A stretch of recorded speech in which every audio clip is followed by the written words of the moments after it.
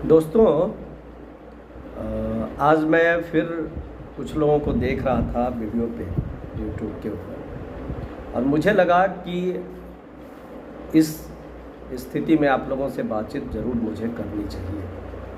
पहले एक मैं बता दूं कि मुझे सिर्फ और सिर्फ एसटीईटी में जो सामान्य अभ्यर्थी हैं 2019 में, हम सबका एक है कि नौकरी चाहिए।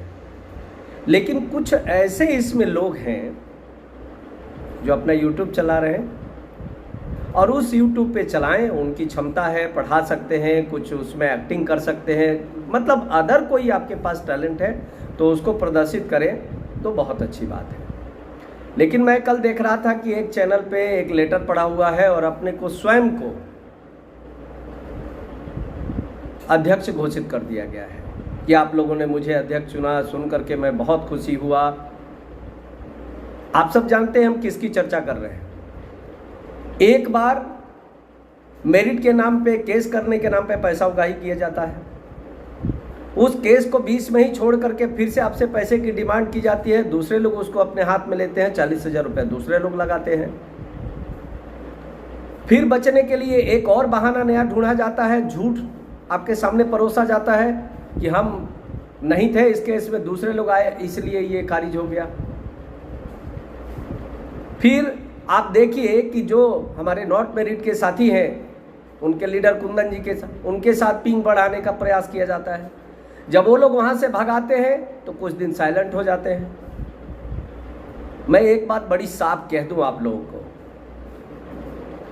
जिस भी संघ में आप रहिए, जिस समुदाय के साथ रहिए, उसके साथ पूरे समय तक और अच्छी तरह जुड़े रहिए।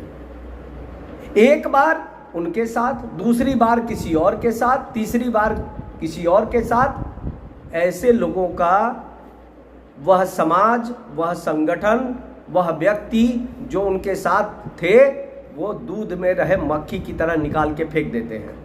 और इसी एसटीईटी मेरिट वाले में कई लोग ऐसा कर चुके हैं और कई लोगों को निकाल के इन लोगों ने फेंक दिया है। ऐसा हमारे एसटी नॉट मेरिट में भी हुआ है। तो एक बात तो वो ध्यान रख लें। और हम फिर कह रहे हैं कि हमको किसी भी लीडरशिप में काम नहीं करनी है। यदि सामान्य अभ्यर्थी जो सिर्फ और नौकरी चाहते हैं, इसके माध्यम से बिहार सरकार के शिक्षा विभाग में इन टुच्चों के साथ, मैं फिर वर्ड यूज कर रहा हूं, उन टुच्चों के साथ जिनका सिर्फ एक मकसद है कि झूठ फैला करके और लच्छेदार बात रख के और सिर्फ आपसे पैसा ऐंठा जाए, वैसे लोगों से सजग रहिए।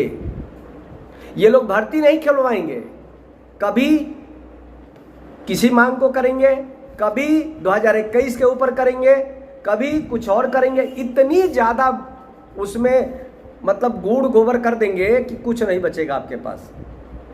तो पहले तो ऐसे लोगों से सावधान होइए। इन लोगों को सजग होकर के और पूरा मुंह तोड़ जवाब भी दीजिए।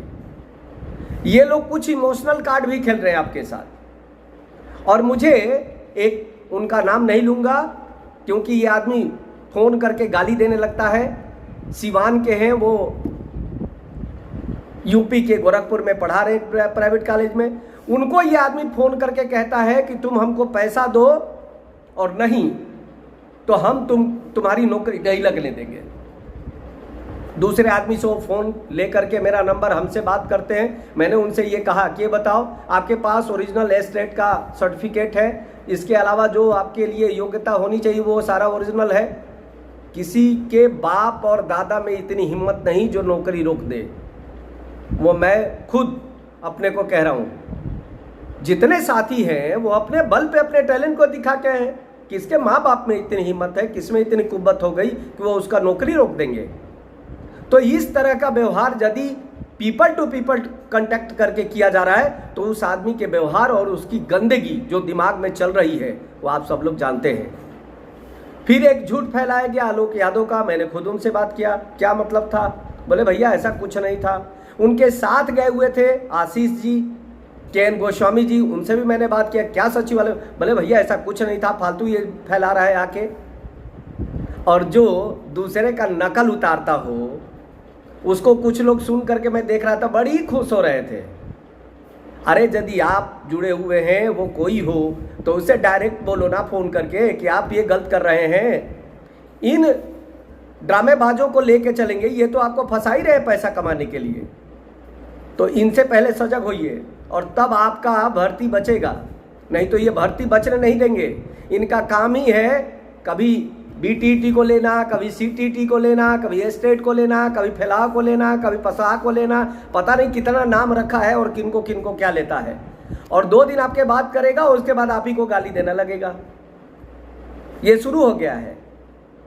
तो इस तरह के आदमी पे विश्वास नहीं किया जाता और लाइफ में ऐसा आदमी कभी ना कभी धोखा देता है, उसका काम ही यही है।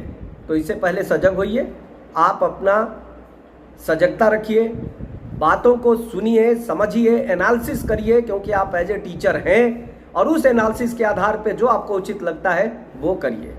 बहकावे मत आइए, लच्छेदार भाषा में मत आइए।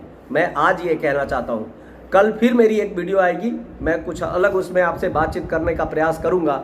और मैं ये सिर्फ चाहता हूँ अपने वीडियो के माध्यम से कि जो सामान्य अभ्यर्थी हैं, जो पास हुए हैं, जो मेरिट में है, जो नॉट मेरिट, वो आपस में बातचीत करें। इन नेताओं के चक्कर में क्यों पड़े हैं? छोड़िए इनको। और इसके तरह तो एकदम नहीं इनके चक्कर में पड़िए। किसी के चलते आपकी नौकरी नहीं लगने जा रही है, वो नौकरी लगेगी आपके चलते, सिर्फ और सिर्फ आपकी चलते। बिहार सरकार के भी चलते वो नहीं लग रहा है। वो आपकी क्षमता था, आपका पावर था, आपके ज्ञान था, उसी के बल पे वो मजबूर है आपको नौकरी देने के लिए। तो इस चीज़ को समझिए और इसी चीज़ को समझ करके आगे बढ़िए। उसमें यदि किसी का साथ चाहिए तो लीजिए, किसी को साथ आपको लगता है कि देना चाहिए तो दीजिए, लेकिन इस तरह के लोगों को अपने बीच से मक्खी की तरह निकाल के फेंकिए। दूसरा कोई चारा नहीं है, नहीं तो आप सब लोग बर्बाद हो जाएंगे।